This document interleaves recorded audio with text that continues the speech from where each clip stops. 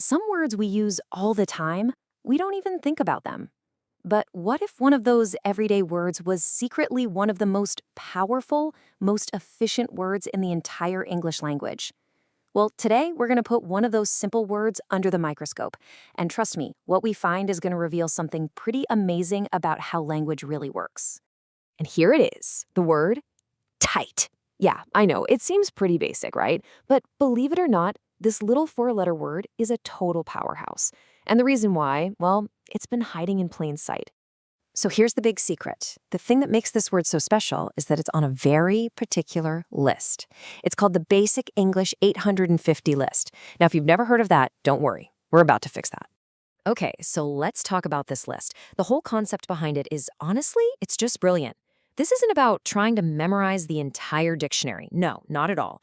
It's about figuring out the smallest possible number of words you'd need to express the biggest, most complex ideas out there. And that magic number is 850. Just 850 words. The whole theory is that with just this core set of words, you can get across pretty much any idea you can think of with total clarity. It's not about limiting what you can say, it's about being incredibly efficient with how you say it. Right, so every single word on this list really had to earn its spot. I mean, you can think of them like the Swiss Army knives of the English language. They're super versatile, they're hardworking, and they can do a whole lot with very little. Which brings us right back to our word of the day, tight.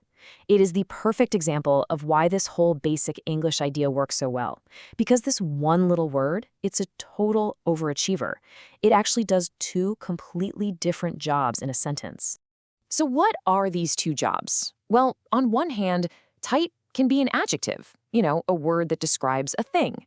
But then, on the other hand, it can also be an adverb, a word that describes an action. It's this dual-purpose nature that makes it so powerful. So let's break that down.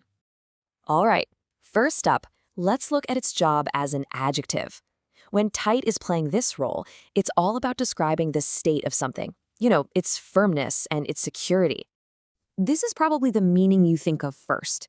A tight lid on a jar, a tight handshake, maybe a tight bandage. It's all about that close, secure fit. But here's where it gets interesting. The meaning goes way beyond just physical stuff. Think about a phrase like tight control. Here, the word tight is describing the nature of that control. It's firm, it's secure, it's not going to be easily broken. See? It's the same word, but we're applying it to a much more abstract idea. And it doesn't stop there. As an adjective, it can also describe tension. Now, this is a completely different physical state, yet our same simple word handles it perfectly. Just think about it for a second. When I say a tightrope, what do you picture? You instantly see a line that's pulled taut, right? Stretched, not slack. The word isn't just describing the rope. It's describing its state of being straight because of that tension. And if you look at its opposite, loose, it makes it even clearer. Control can be tight or loose. A rope can be tight or loose. So this one word covers both the idea of being secure and the idea of being stretched out. I mean, that's just pure linguistic efficiency. Okay, so now let's switch gears and look at its second job. This is tight, the adverb. This is where it stops describing things and starts describing actions.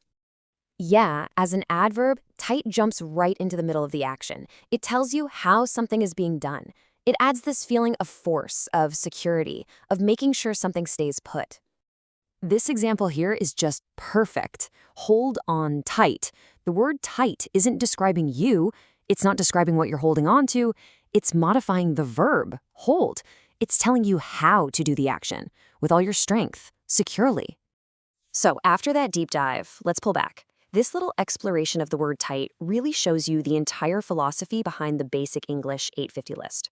It's all about getting the absolute most mileage out of every single word you have. So you see, a word like tight isn't just a word, it's a tool. A multi-tool, really, because it can describe both things and actions. It saves you from needing to learn a bunch of other more specific words. That's what makes it such a powerful and efficient piece of language. And that really is the beautiful idea at the heart of Basic English. It proves that clear communication isn't about having the biggest vocabulary. It's about knowing that with a small but really powerful toolkit, you can build just about anything you want to say. So I'll leave you with this question to think about. If just one simple word can do all of that heavy lifting, imagine what you could build with all 850. It really makes you think, doesn't it? It's not about how many words you know, but how powerfully you can use the ones you've got.